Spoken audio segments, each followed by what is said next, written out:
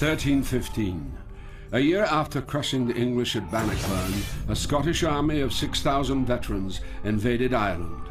Their enemy, the English, who dominated Ireland for nearly 150 years. These common soldiers had defeated the most powerful military force in the world, England's mounted and heavily armored knights. They were now led by Edward, brother of Robert Bruce, King of Scots. Chilton, arms! If anyone could drive the English from Ireland, it was them. Then Edward Bruce would reign over Ireland as king. It was an ambitious plan. Two kingdoms ruled by the brothers Bruce, a Celtic alliance that would rival England's power. The Bruce invasion of Ireland is a forgotten war, but what happened after Bannockburn could have changed the course of history.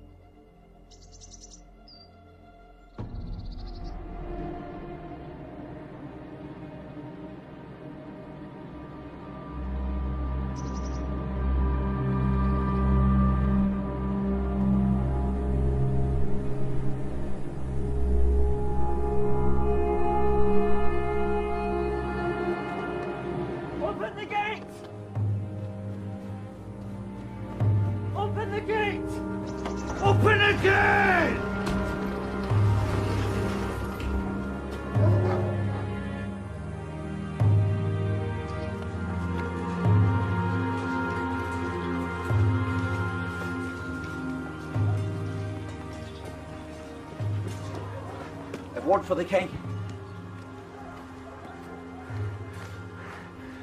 I have urgent word for King Robert. What word? Sire, the English king has died.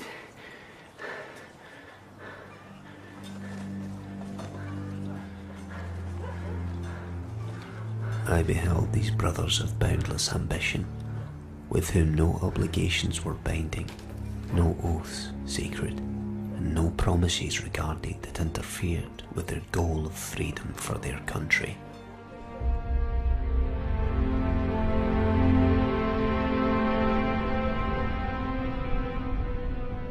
The story of Ireland and Scotland 700 years ago is a story of struggle against tyranny. At this time, the Celtic nations were pitted against a ruthless enemy that seemed determined to subdue every inch of Britain and Ireland.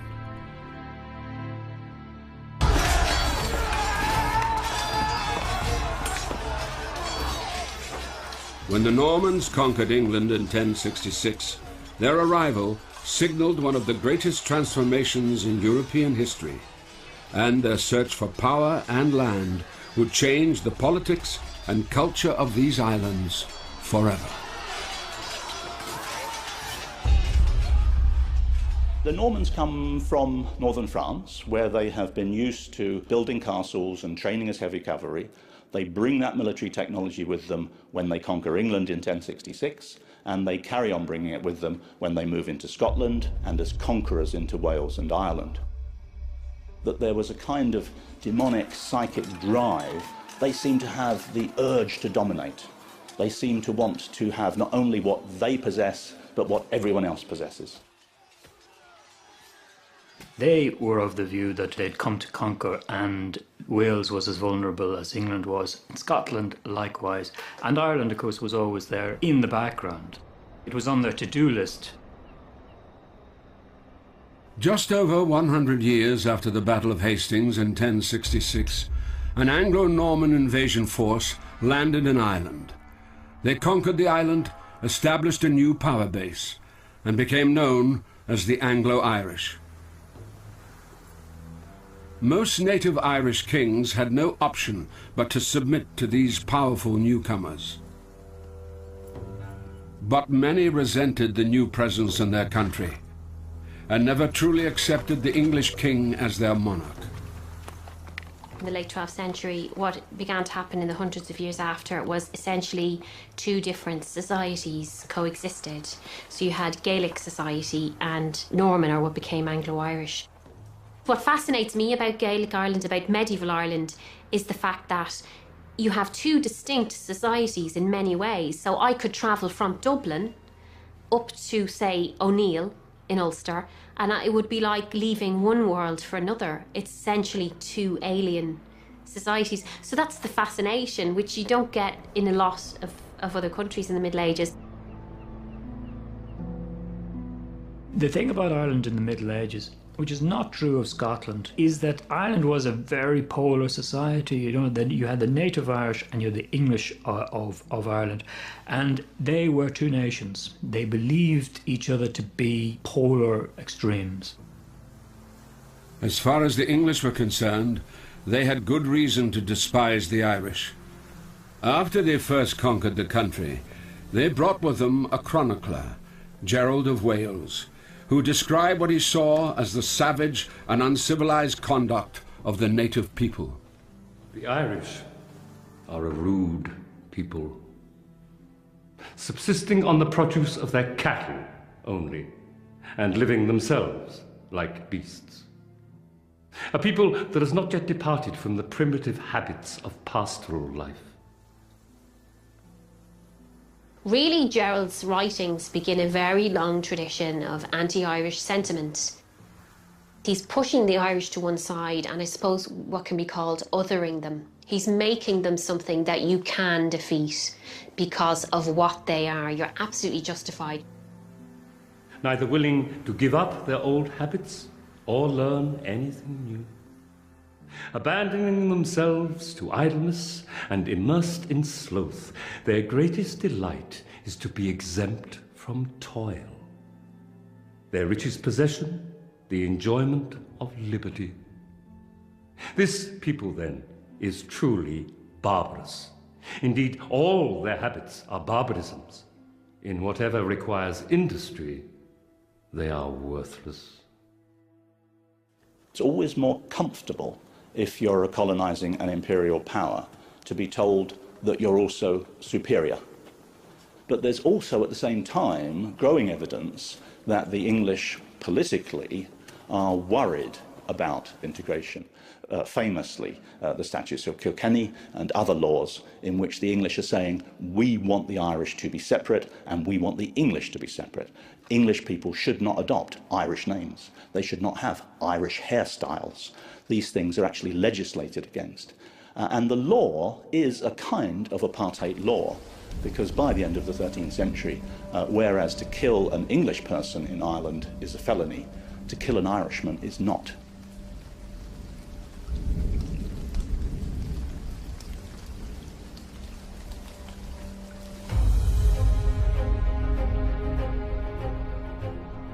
The native Irish felt a much closer affinity with their Celtic cousins in Scotland. The two countries had a shared history that dated back many centuries. In this shared history, it was the Irish who were the aggressors and colonizers. From around the 3rd century AD, they conquered large parts of their neighbor to the northeast. The Scots were originally Irish. They came and settled in what is now Scotland very early in the Middle Ages. The kingdom of the Scots was originally an Irish kingdom, Dalriata, Gaelic speaking. And up until, say, about the year 1000, when you said the word Scot, you meant someone from Ireland. The first Irish people that we know of who settled in Scotland, they were conquerors. You know, we tend to think, of course, ourselves in Ireland as being at the receiving end all the time of conquest. But these people from Dalriada who settled on the western seaboard of Scotland came to conquer land. But when that became like a little province of Ireland, separated from Ireland by the North Channel, the Irish Church spread there as well. The invaders carried a sword in one hand and a Bible in the other. St. Columba and other Irish monks helped to bring Christianity to Scotland. People who came over to Scotland, like famous examples like Columkill, Columba, were members of Irish dynasties. The kings of Scots were descended from Irish royalty. So in fact, you're talking about a world, a kind of Gaelic world, that's absolutely continuous from, say, Cork up into Argyll. The links between the two countries were strongest in Ulster and western Scotland. Far from being a barrier, the sea helped to bind them together. The North Channel could be crossed in just a couple of hours in a Berlin, a small Scottish galley similar to the Viking longboat. These ships were often used to ferry soldiers between Ulster and Scotland, but there were stronger links, links forged in blood and friendship. The prevailing ascendancy in Scotland is a Gaelic ethos, and its heritage draws from Ireland and draws back towards Ireland. Within the Scottish tradition, they looked to Ireland as a sort of a fertile ground for them, where they came from. They looked to Irish culture as their primary influencing culture. Maybe it goes back to notions of Greater Scotia and Lesser Scotia, which they had in the early Middle Ages, of the big Scotia and the smaller Scotia. And the big Scotia was Ireland at that point, because this is seen from an Irish point of view, looking across towards the fringes of Scotland.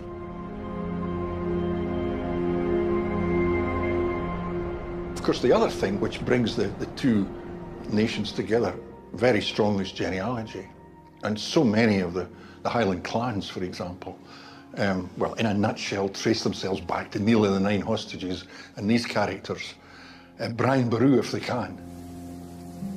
That's another thing which is kind of an awareness, a binding together, if you like, of the peoples on both sides of the Channel. At their nearest point, Scotland and Ireland are just 12 miles apart. An exercise I sometimes do with my students is to turn the usual map of the British Isles on its side, point to Turnberry and say, there's the heart of the Bruce Lordship. Now look at it. And you see Ireland and the Western Isles, the Scottish coast, the northwestern English coast in a very different light, a different way of understanding it. If you went from a royal court in Ireland to a royal court in Scotland in the early Middle Ages, you wouldn't have noticed a difference. The language would have been the same, the culture would have been the same, the stories that would have been told would have been the same, and in fact, in some cases, the families would have been the same. When faced with the Anglo-Normans, the Scots had one major advantage over the Irish. The Irish did not have an undisputed high king. Scotland, on the other hand, was ruled by a single, decisive monarch. Rather than sit back and wait to be conquered, David I of Scotland invited the Anglo-Normans in. He allowed some Norman lords to settle in the country, relying on them to safeguard his authority. The greatest of these lords took his name from the small town near Cherbourg where his family originated, Bree, or Bruce. The most famous of all Scottish kings sprang from this lineage. His name was Robert Bruce, and he was not just of Norman stock. His father's marriage to the Countess of Carrick had injected Celtic blood into the Bruce line. His mother, after all, was Countess of Carrick in her own right. The story was that when she met Robert's father, the Lord of Annandale, she fell for him in a big way, supposedly abducted him. This is a nice inversion of the usual story. She abducted him, dragged him off to Turnberry Castle, and they were inside for 3 days, and when they emerged, they announced they were getting married. And Robert Bruce was a product of whatever went on there. Carrick was part of Galloway. It was the northern part of Galloway, and it was definitely Gaelic-speaking quite a long time after the reign of Robert Bruce. So he was raised very much in a kind of Celtic or Gaelic-speaking area, if you like, of Scotland. This, you could say, is what really makes Robert Bruce and Edward and all the other brothers real hybrids, if you like, real sons of many kingdoms. I've come increasingly to think of it kind of as a search for place for Bruce. I think he's brought up by his grandfather and his father, as are probably his brothers as well, to expect some level of royal status, some enhanced level of political standing. Robert had a strong claim to be King of Scotland, But he was not the only claimant.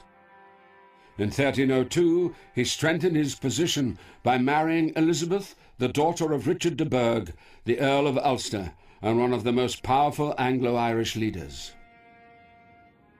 Because Richard Burgh had a very eligible daughter in Elizabeth, who grew up here at Greencastle, there's a certain amount of matchmaking, we think, that Edward I and his basically one of his best friends, Richard de Burgh, said, well, we'll cobble together a marriage arrangement between Robert Bruce and Elizabeth de Burgh. It's possible the marriage is dangled as a sort of carrot by Edward I himself. It's a way, from his point of view, of getting a leading lord of southwestern Scotland, part of that Irish Sea world, as an ally of the de Burgh Earl of Ulster and stabilising the Irish situation. Edward had had ambitions in Scotland since the death of the heir to the Scottish throne in 1290. Edward I was an extremely successful, ambitious and ruthless monarch. And when he came to the moment in circa 1290, when he thinks that he can establish once and for all that he is overlord of Scotland, he doesn't stop for a moment in asserting that claim. He's turning it into another Ireland, another Wales, a land, not a realm. And I think that quite quickly turns him into a very strong figure of hate. There's now a difference between a Scot and an Englishman, and Edward kind of marks it. The characteristics which the Scots later really like to label the English with of being arrogant, presumptuous, overconfident, are first and foremost attributed to Edward himself. Edward's attitude caused a rebellion by the Scots. A young patriot named William Wallace waged a desperate guerrilla war against the English takeover. Robert Bruce hedged his bets. He supported Wallace. Then he supported Edward. But foremost in his mind was his own claim to the Scottish throne.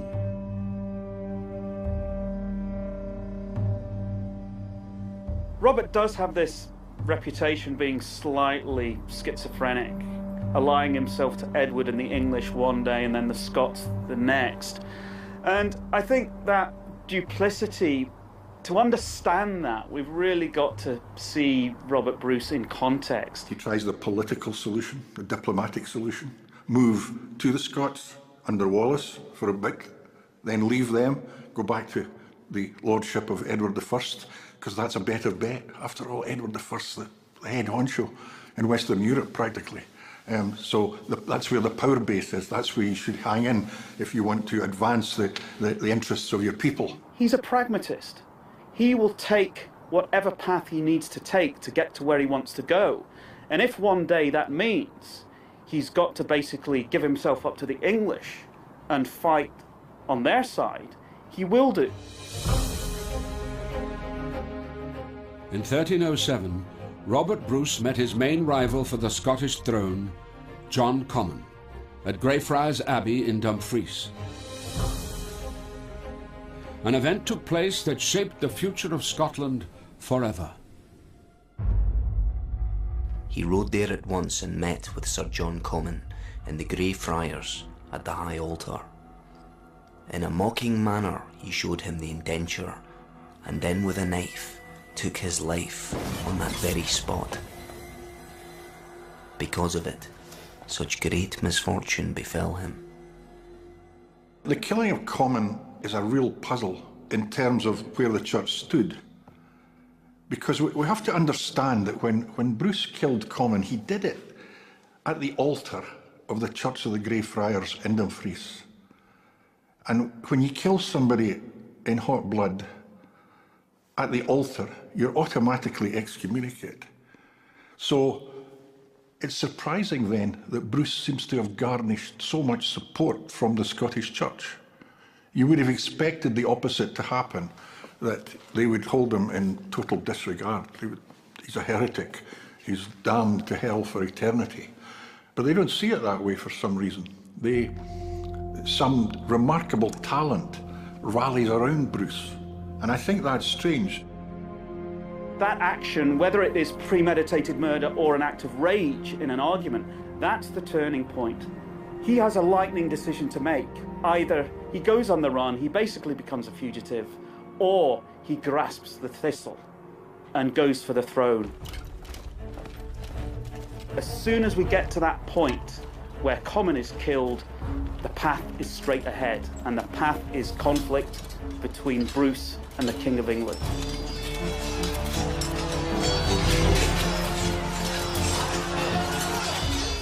With the support of the Scottish Church, Robert had himself crowned King of Scots.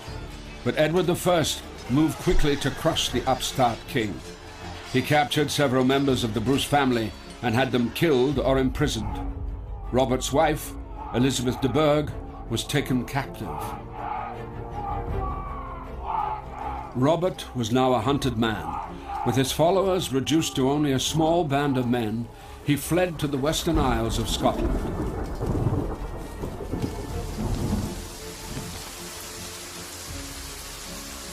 For it was nearly winter, and there were so many enemies around him that all the country made war on him. Such dreadful misfortunes tested him then, like hunger, cold and cutting rain, that no one alive can tell it all.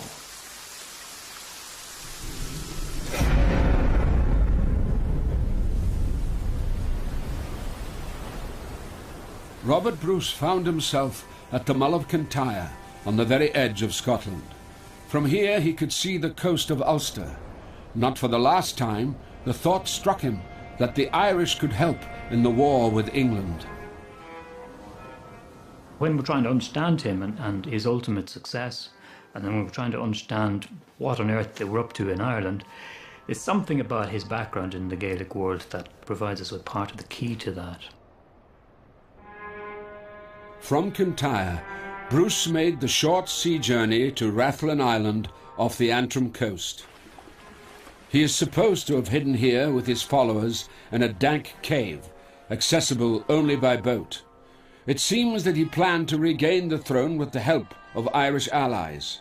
In fact, his two younger brothers, Thomas and Alexander Bruce, had raised an Irish army and landed in Scotland. But their mission came to nothing, and the brothers were captured and executed by Edward I. It would be nearly a decade before Robert could cement his alliance with the Irish. Open the gate! Open the gate! Open the gate! Open the gate!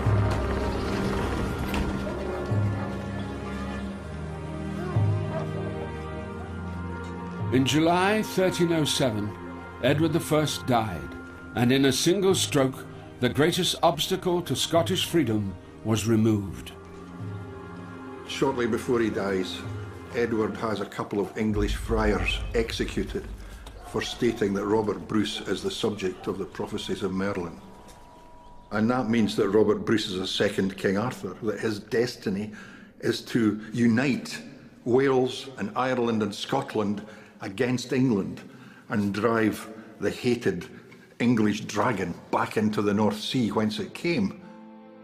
King Edward I would be long remembered as the most ruthless and vindictive foe ever faced by Scotland.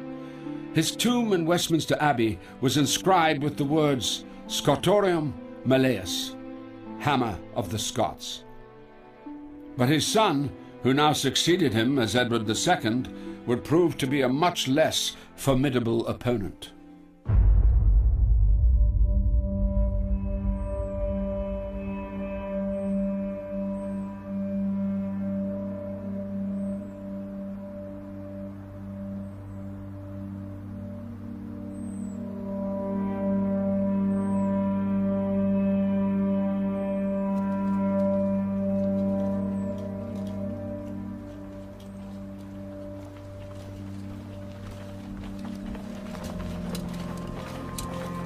Be near your surviving comrades who yet strive for glory. Inspire us to emulate your actions, that our efforts may prove glorious.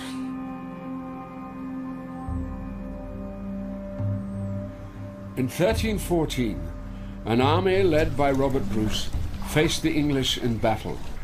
The fight took place south of Stirling, somewhere near a stream known as the Bannock Burn. For hundreds of years, there have been arguments as to the exact location of the battle. In 2013, military historian and archaeologist Tony Pollard spent a year searching and eventually locating the site of the most important battle in Scottish history. It was the pivotal encounter in the long and brutal war between Scotland and England. And it was very much a case of David and Goliath. The Scots were outnumbered 2-1. Leading up to the battle, Edward had been in command of the siege of Stirling Castle. And it's that siege that brings about the battle. It's that siege that coaxes the English army north. So you've got these three massive divisions of well-trained men delivering a massive victory of the common man, really.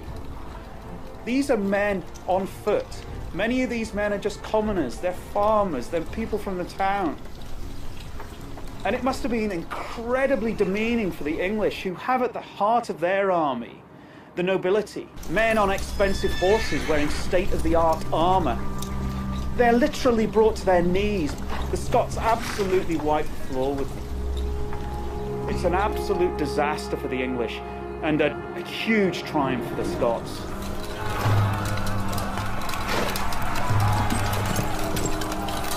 Bannockburn would go down in history as Scotland's greatest single victory over England.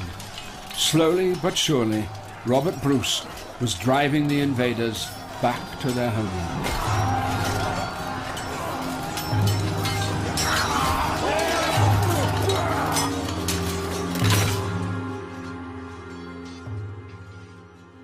There has been a tendency for Scottish historians to ignore the aftermath of Bannockburn. It really should be the wonderful climax to Bruce's career, and he has to drip on for another, 16 years before the English actually recognise his title as King of Scots. Robert Bruce wanted the English to recognise the independence of Scotland. That didn't change. But he also wanted one thing more than that, of course. He wanted them to recognise the independence of Scotland with him as its king. And that didn't change one iota after Bannockburn. So he was probably scratching his head trying to figure out what he might do next. This must have been very, very depressing.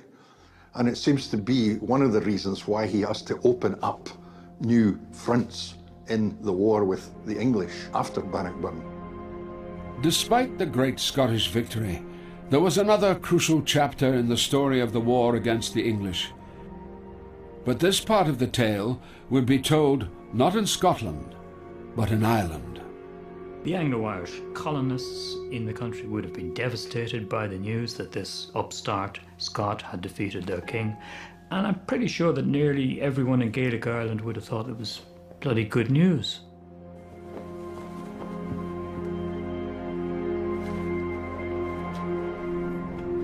In April 1315, Robert Bruce called a parliament at Ayr in southwest Scotland to decide on the future campaign.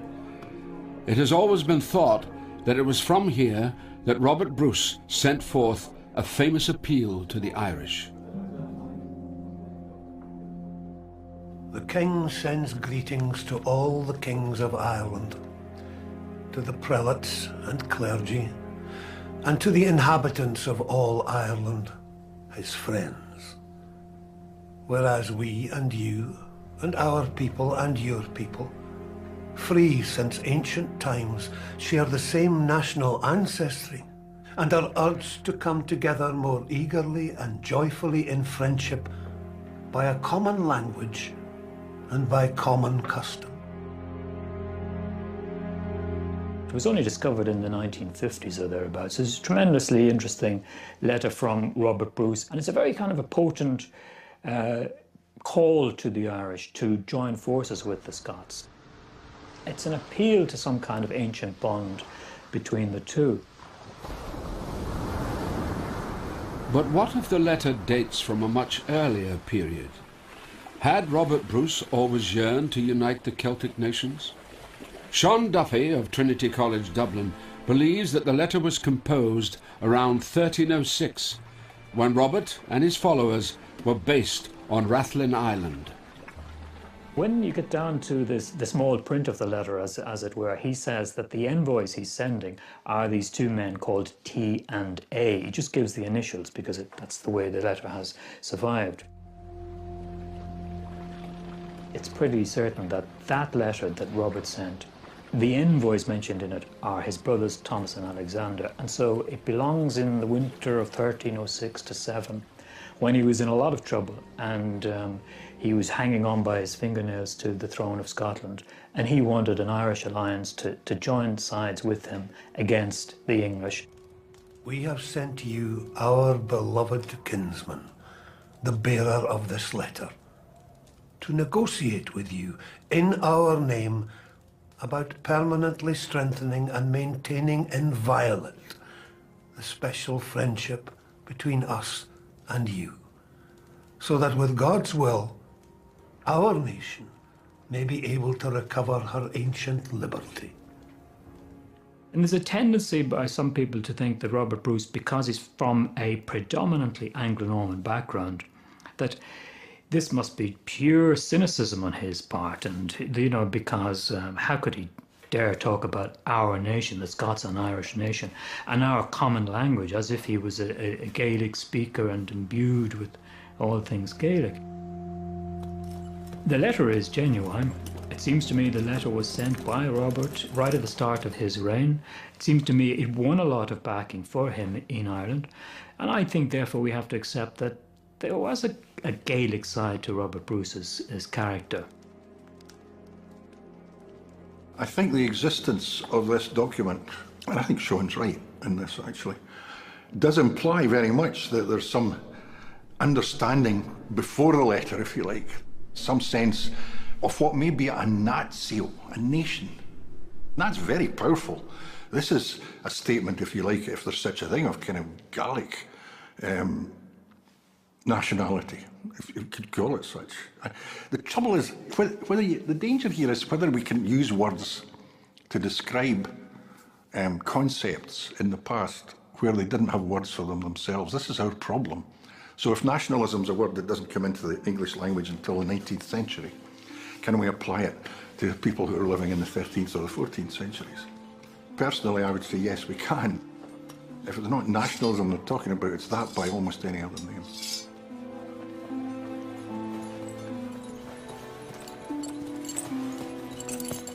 During one long winter on Rathlin Island, I dreamed we would assist the sons and daughters of our sister nation in their fight against the common foe, the English. And in doing so, reunite the Celtic people.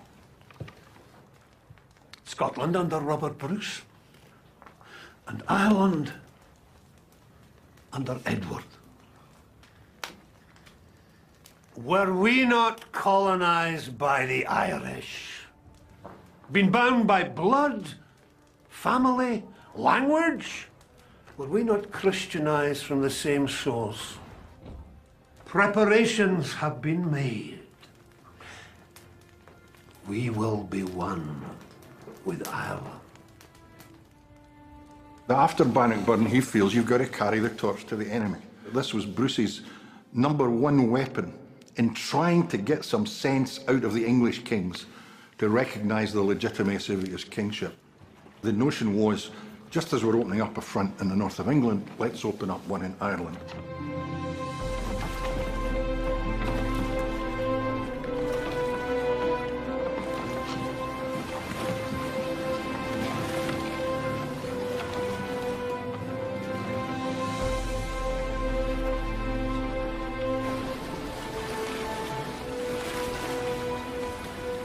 Assembling to himself men of great courage.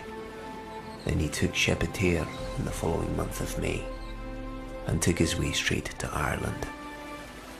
They have undertaken a great project when, with so few as they were there, they prepared to conquer all Ireland, where they would see many thousands come armed to fight against them.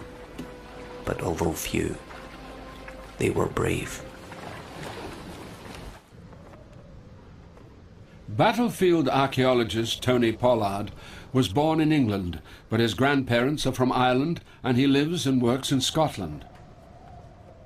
He's a living example of the close links between the three countries, and he's fascinated by the incredible events that brought them together in bloody conflict 700 years ago.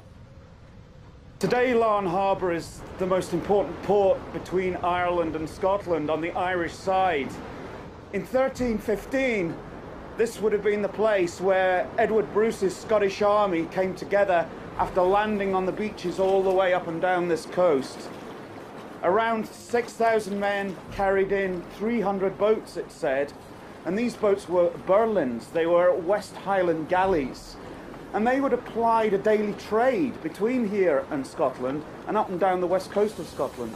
They wouldn't have been an uncommon sight. But to have been on the hills behind us and seen 300 of these heading towards these shores must have been incredibly daunting.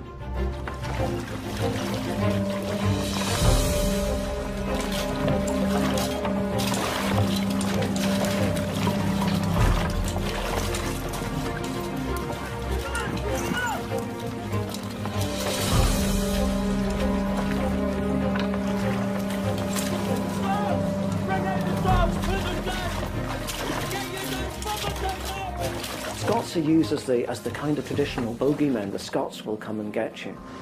And then in May, the Scots are no longer separated from them by a stretch of land. They're actually here, which throws the whole of the Anglo-Norman community into a panic. They'd never really expected to end up fighting the Scots in their own backyard. So when 6,000 of them come into Antrim, this is like their worst nightmare come true.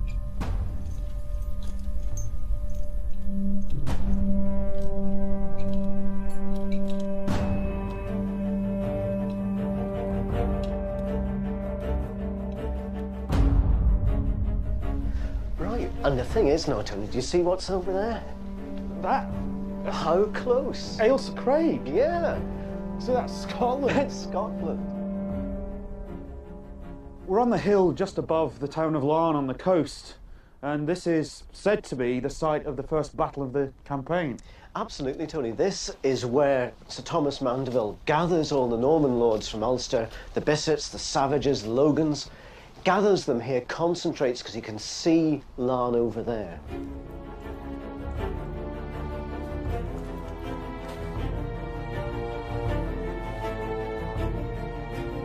This is a victorious army. Bruce has got about 5,000 or 6,000 men with him.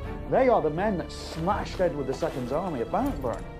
It's D-Day down there. This is D-Day, yes. If Mandeville manages to hold Bruce here, the campaign's off. Yeah, we can kick him back into the sea. Kick him back into the sea.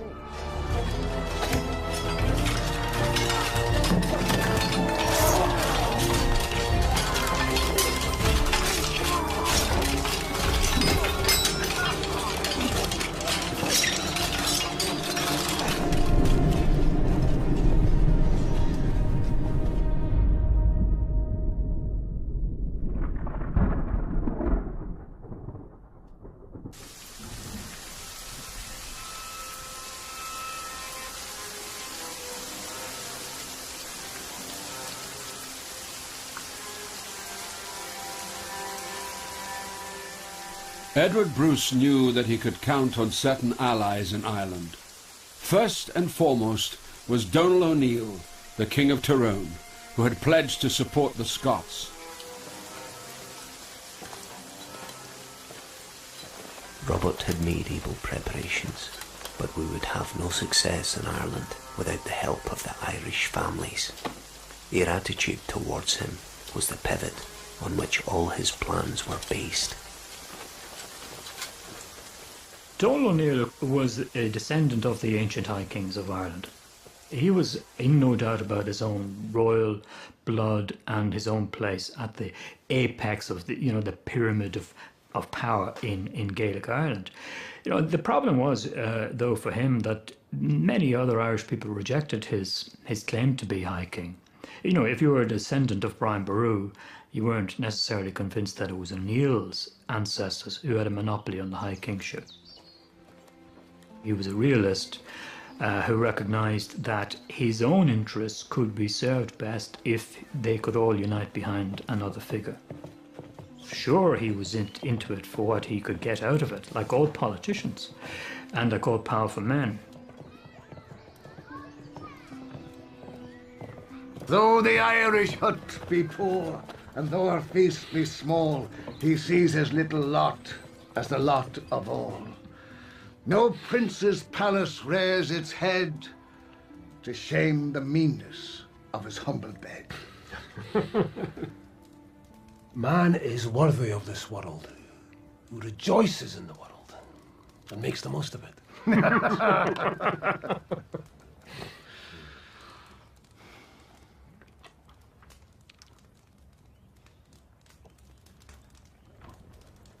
The English king and the English lords born in Ireland have heartlessly inflicted cruel injuries on us and on our ancestors.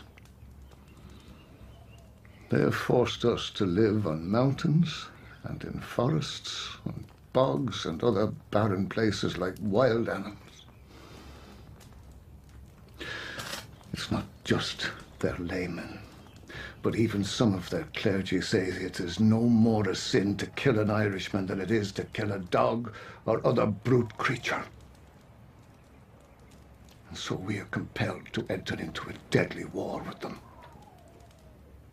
If ever thou hast occasion for assistance, to repel an invader or attack a foe, call on Scotland, whom thy hospitality is taught to be grateful, and on whose heart thy kindness has made a deep impression.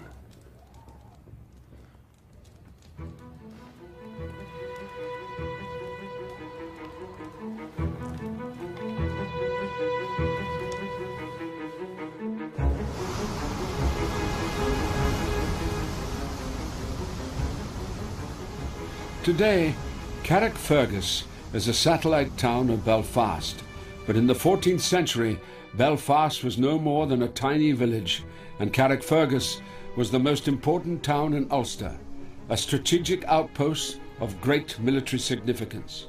It was vitally important that Edward Bruce capture it to prevent the English from landing an army there.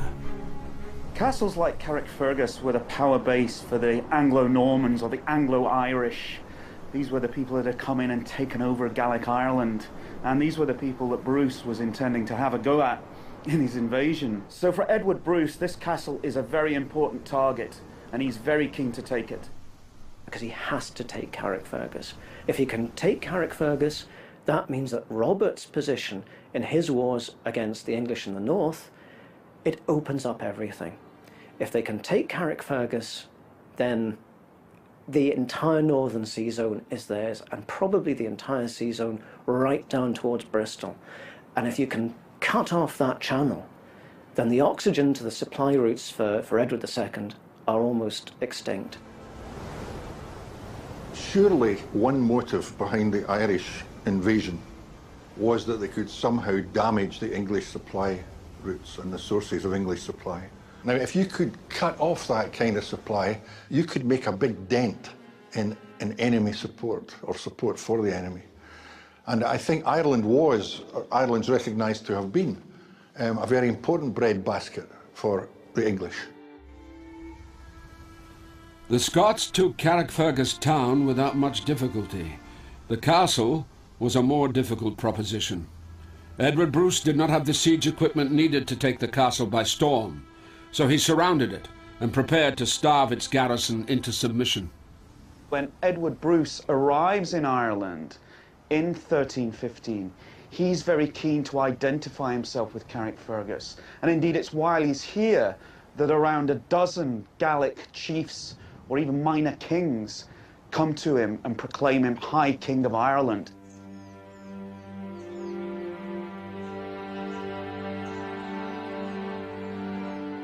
Then all the kings of the Irishry came to Sir Edward and did their homage to him. He was well set now, and in a good way, to conquer the land altogether, for he had on his side the Irish and the Ulster. All hail Edward de Bruce, High King of all Ireland. With Edward now proclaimed High King of Ireland, many Gaelic leaders threw their support behind the Bruce invasion. Allegiance to a Scottish king in Ireland was preferable to supporting an absent English king. There were Irish allies of the Bruces who had convinced them that this would work. The Irish wanted the English out. The Irish had proved themselves incapable of uniting behind any one figure within Ireland. And so the best thing, therefore, was to get somebody from outside Ireland behind whom they could align. It's an interesting part of the history of Ireland and Scotland. There are cultural links, there's no doubt about that, but really it's a significant political leap between them, with Edward coming over and claiming the High Kingship. And you could say it was misguided, you could say it's political sleight of hand, you could say a lot of things, but really I think it does indicate that there's a recognition, even though he's a politician, there is a recognition that there's a possibility here that there's something he could build on. The strength of the cultural ties was enduring and had been going on since the early Middle Ages. The Anglo-Irish had been completely taken off guard by the invasion, and were even slower to react. The English king told his representative in Dublin, Edmund Butler, to gather the Anglo-Irish lords and raise an army. The most powerful of these lords was Richard de Burgh, the Earl of Ulster. He was also Robert Bruce's father-in-law. The Scots marched south through de Burgh's lands in Ulster, into a gap between Slieve Gullion to the west and the Cooley Mountains to the east. This area is known as the Moyrie Pass, and to this day it is an important corridor between Ireland north and south. Edward Bruce was now being guided into Leinster by people who had old scores to settle with local Anglo-Norman lords. The most notorious Anglo-Norman family was the de Verdons, who held extensive estates in the Meath and Louth areas. The de Verdons had enforced a violent claim over the people, essentially ruling the area by fear and extortion. This was a de Verdon castle, and they were to be really quite important players in the fight against the Scottish invasion.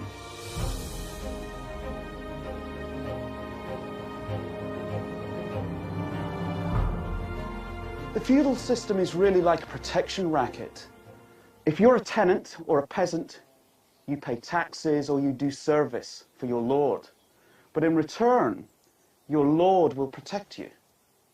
And that's what this castle is designed to do, is to symbolize that power and that ability to protect.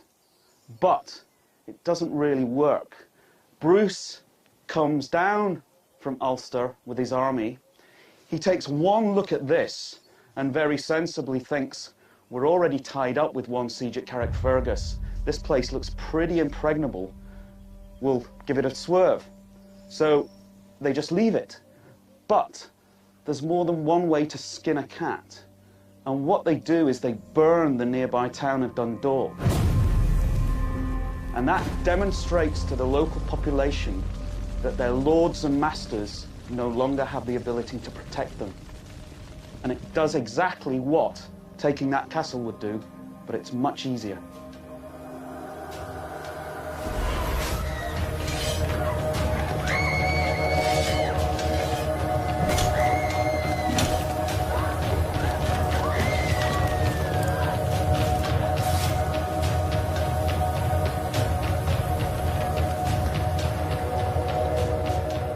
Dundalk suffered very severely during the course of the Bruce invasion.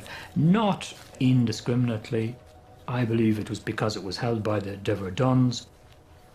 If you look at all the places they attack, there's usually a local political reason for it. It's not some kind of indiscriminate, carpet bombing of Ireland by them. Unless the King of England invades Scotland again, the Scots will try to conquer Ireland this winter, and the Irish of Ireland will help them. I have lost everything fighting Edward Bruce.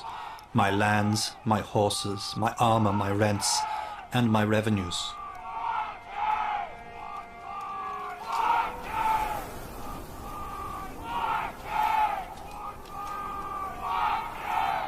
There was very little concerted opposition to Edward Bruce to begin with, but by the end of his first summer in Ireland, the government was beginning to get its act together, and it realised they would have to get an army and march after him and try and meet him in the field.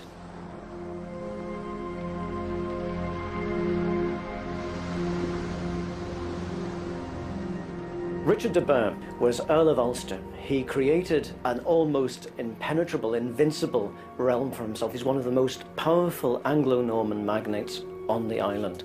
He controls lands in Connaught. He controls most of the land around here in Ulster. He's the one who says to the chief governor, Edmund Butler, that he wants to tackle Bruce himself. I have here a force of my own of 20 battalions. It is large enough to expel an equal number from the country or to kill them in it.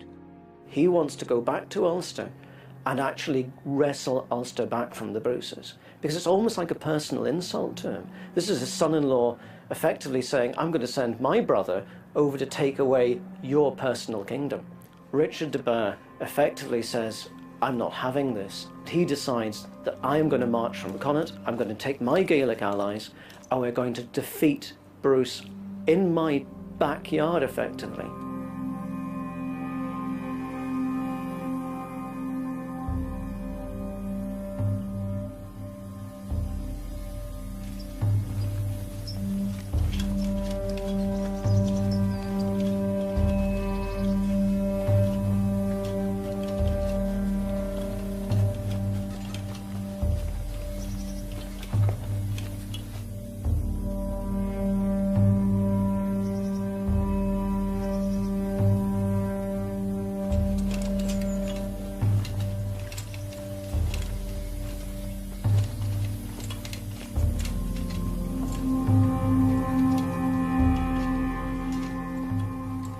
Looking at this site, do you think this bit's a bit more prehistoric than the sites across the way? Or? I can see a big stone wall over there. I know, that looks extremely interesting. Oh, wow. Look at that, how big are these stones, Tony? Massive. Massive. Careful here, it's collapsing. I know. This is known as the Old Fort, or actually locally in Connaught as the Trench. But it's a motte, isn't it, of some sort? It is. Why is it here? What function is it serving? Well, the thing about Connaught is it's a very important Anglo-Norman ecclesiastical centre. We think it might have been fortified, so whenever de Burgh is coming up, chasing after Bruce's army, you know, he suddenly finds himself out of supply. He comes from Antrim to here because it has stores of whatever they need. Now he comes here to defend it and take those stores. Bruce is out there watching him.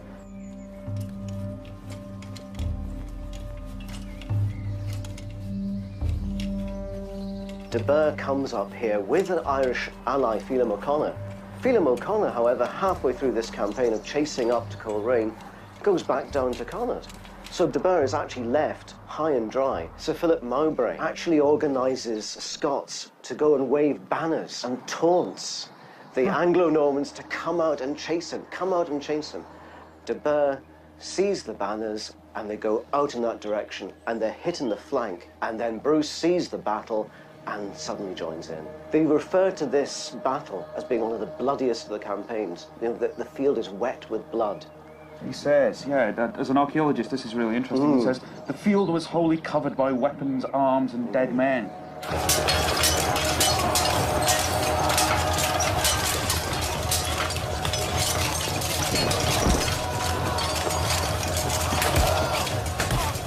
The field soon grew wet with blood.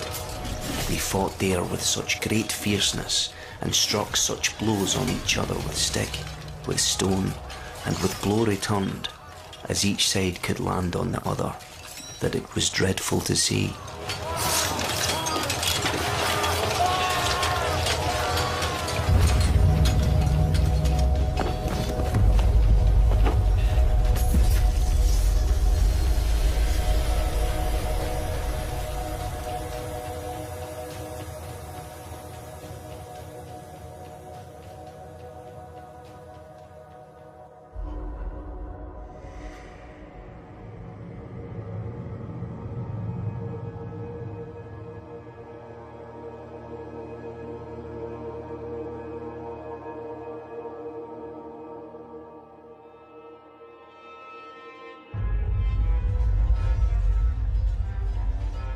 De Burgh is the most powerful lord in Ireland.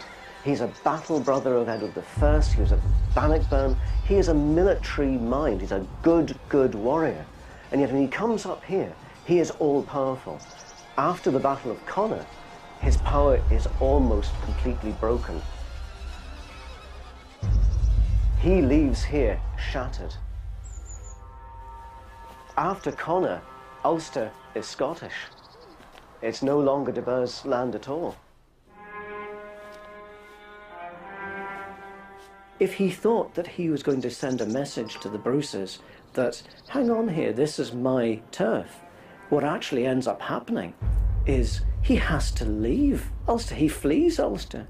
The annals of Connacht refer to him rather wistfully as almost being like a wanderer up and down the lands with no lordship, no power. Children, front face! Children, arms! Children! Ireland was only one front in Robert Bruce's war against the English. He had raided territories in northern England and personally led the army which laid siege to the English border town of Carlisle.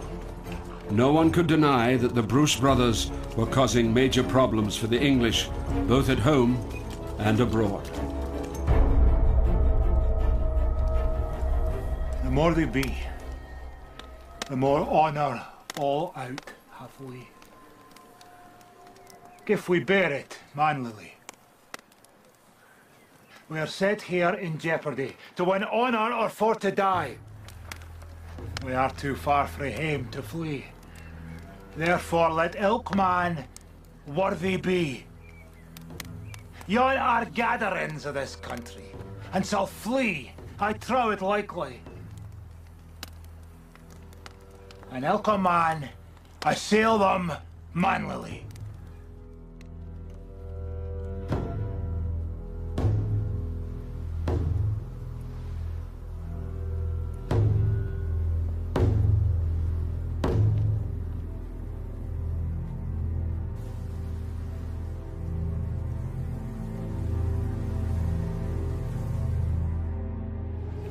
But if the judgment of heaven is called down on me and my people, what is to become of us? I fear they must face the wrath of 2 kings to convince them of their loyalty. Prepare yourself for war. Treachery stalks unashamed in Ireland among the nobility as well, I see.